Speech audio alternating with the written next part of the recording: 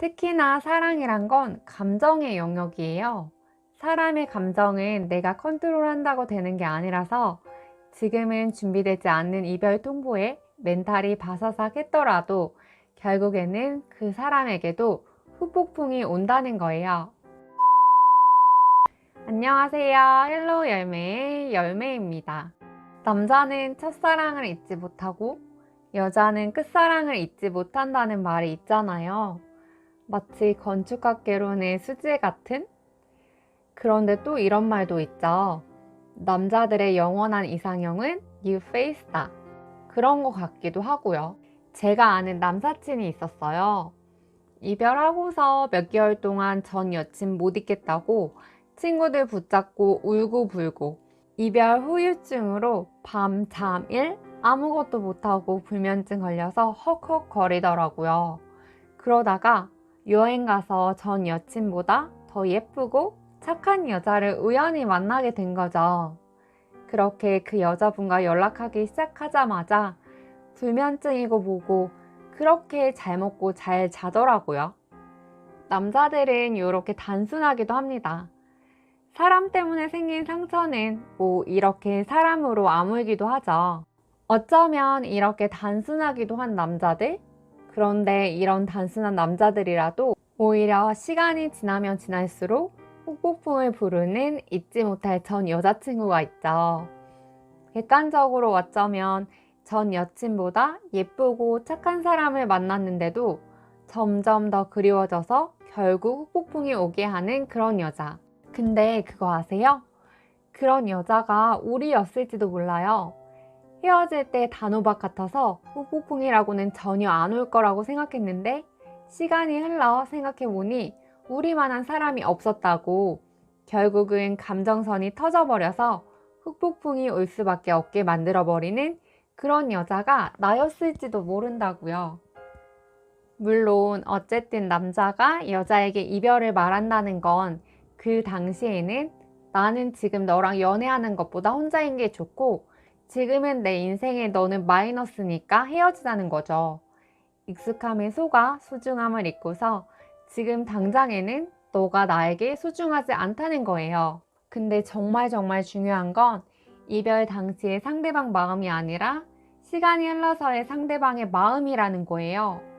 특히나 여자는 성폭풍, 남자는 후폭풍이라는 프레임이 그려질 만큼 이별 후 남자의 마음은 어떻게 변할지 모르는 거예요.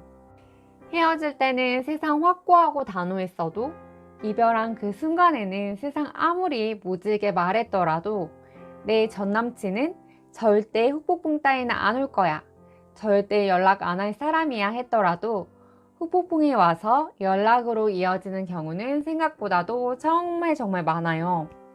특히나 사랑이라는 건 감정의 영역이에요. 사람의 감정은 내가 컨트롤한다고 되는 게 아니라서 지금은 준비되지 않은 이별 통보에 멘탈이 바사삭 했더라도 결국에는 그 사람에게도 후폭풍이 온다는 거예요.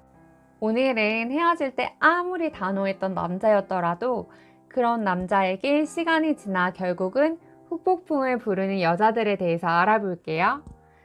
첫째는 자신의 부족한 결핍을 채워주는 사람이에요. 다시 말해서 외모, 착한 거 다 떠나서 뭐가 되었든 어떤 부분에서 남자가 끌리는 임팩트가 있는 여자입니다. 무언가 다른 사람과는 비교 불가급의 여자라고나 할까요? 정말 완벽한 사람이더라도 그 사람과 깊이 이야기를 나누면 누구나 하나쯤은 결핍이나 갈증이 있는 부분이 있어요. 예를 들어서 예전에 배우 정우성님과 이지아님이 교제를 했었잖아요. 그리고 이후에 토크쇼에 나와서 정우성님이 이지아님에 대해서 언급한 적이 있어요. 이별 후였는데도 언급할 정도로 정우성님은 이지아님을 좋은 모습으로 기억하고 있으시더라고요. 뭔가 되게 아련해 보이셨어요. 그 이유를 우연히 알게 됐는데 정우성님은 고등학교를 자퇴하시고 일찍부터 일을 하셔서 학교에 대한 갈증이 있었다고 하시네요. 그래서 지적인 허기가 있으셨고 그 부분을 아마 이지아님이 채워주셨던 것 같다고 정우성님의 지인이 이야기하는 걸 들었어요. 이지아님은 독서를 시작하시면 책에 대한 요점 정리를 해서 다시 공부를 하시는 습관도 있으시고, 그 밖에 와인, 미술, 음악, 패션 등에 대한 지식과 재능이 많아서 대화를 하면서 그런 모습에 많이 끌렸다고 하네요. 연애를 할 때 비슷한 삶을 살아왔던 사람과 하는 경우도 있지만, 정우성님과 이지아님처럼 다르게 살아온 두 사람이 만나서 하는 경우도 있잖아요. 그렇게 너무 다른 두 사람이 만나 그동안은 내 인생에서 낯설었던 것들을 상대방에 의해 경험하게 될 때, 그런데 그런 낯설은 것들이 점점 좋아지고 서서히 상대방으로 인해 길들여지는 것, 그렇게 길들여진 내 모습이 나도 좋았던 사람이라면 문득문득 생각이 많이 나는 것 같아요. 특히 이런 부분은 상대방이 가지고 있는 고유의 매력이기 때문에 헤어지고 나서 새로운 사람을 만나려고 해도 그런 임팩트를 주는 사람을 만나기가 사실 쉽지가 않단 말이에요. 그래서 시간이 흐른 뒤 더 큰 힘을 발휘하는 것 같아요. 두 번째는 정말 바보같이 나한테 한없이 잘해주고 무조건적인 사랑을 준 보살 같은 여자친구예요.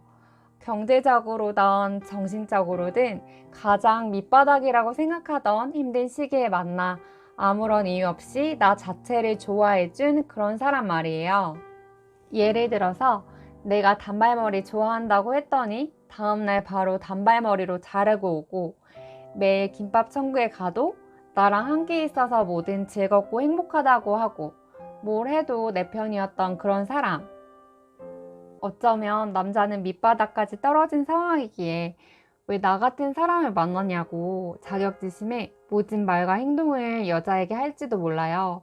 그래도 자존심 다 버리고 남자 옆에서 위로해주고 감싸줬던 사람은 옆에 있을 때보다 헤어지고 나서야 두고두고 생각이 납니다. 한마디로 나한테 정말 잘해줬던 사람인데 남자가 해줄 수 있는 게 없어서 막상 잘해주지 못해 후회가 많이 남는 사람이라고나 할까요? 어쩌면 여자친구가 날 너무 이유 없이 좋아해주니까 이제는 내가 좋아하는 여자를 만나고 싶은 마음에 헤어졌는데, 헤어지고 다른 여자들을 만나보니까 나한테 모든 걸 맞춰주고 잘해줬던 여자친구가 오히려 더 생각나는 거예요.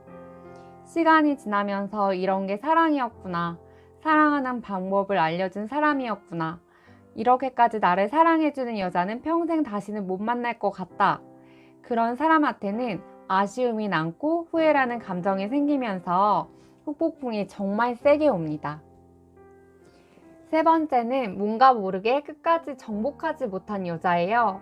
상대방의 마음을 갖지 못한 상황에서 상황적인 경우로 애매하게 끝났을 경우입니다. 이런 경우에는 함께한 시간이 적더라도 끝내 내 사람으로 만들지 못했다는 마음에 미련이 엄청 뿜뿜한 것 같아요. 아무래도 남자는 정복욕, 승부욕 때문에 여자보다 더 그런 것 같습니다. 머리로는 많은 것을 해주고 싶었고 많은 시간을 함께하고 싶었는데 정작 그렇게 하지 못한 경우에는 두고두고 아쉬움이 많이 남고 선폭풍, 후폭풍이 엄청 세게 와요. 네 번째는 역시나 그리운 건 그때일까? 그대일까? 그때 내가 그리운 그 시절 가슴 아렸던 그 느낌을 어쩌면 다시는 느낄 수 없을지도 모른다는 생각이 드는 첫사랑입니다. 시대가 변하고 성향이 많이 바뀌었다고 해도 남자들에게 첫사랑은 정말 위대한 것 같아요. 풋풋한 시절에 이것저것 재지 않고 올인해서 사귀다 보니 다른 사람과 그것들을 하더라도 첫사랑과 했던 추억들이 문득문득 계속 생각이 납니다. 처음이기 때문에 마음을 어떻게 아껴야 하는지, 어떻게 줘야 하는지도 몰라서 있는 마음 그대로 다 퍼주기 때문에 헤어지고 나서 처음 사랑했던 그 마음을 다른 사람에게 그만큼 줄 자신이 없습니다. 지금 이걸 보고 계시는 분들 중 전 남자친구에게 첫사랑이었다면 어느 정도 안심하셔도 좋습니다. 곧 분명히 후폭풍이 정말 많은 확률로 올 거예요. 물론 요즘은 남자 여자 성향이 바뀐 케이스들도 많고 남자의 나이대별, 성향대별로 조금씩 차이가 있을 수는 있습니다만 정말 이불킥 할 만큼 마지막에 부끄럽고 구질구질하게 매달렸던 나에게도 전혀 해당되지 않을 것만 같아도 어쨌든 그 사랑에 최선을 다했다면 누군가에게 우리도 그런 사람이 될 수 있어요.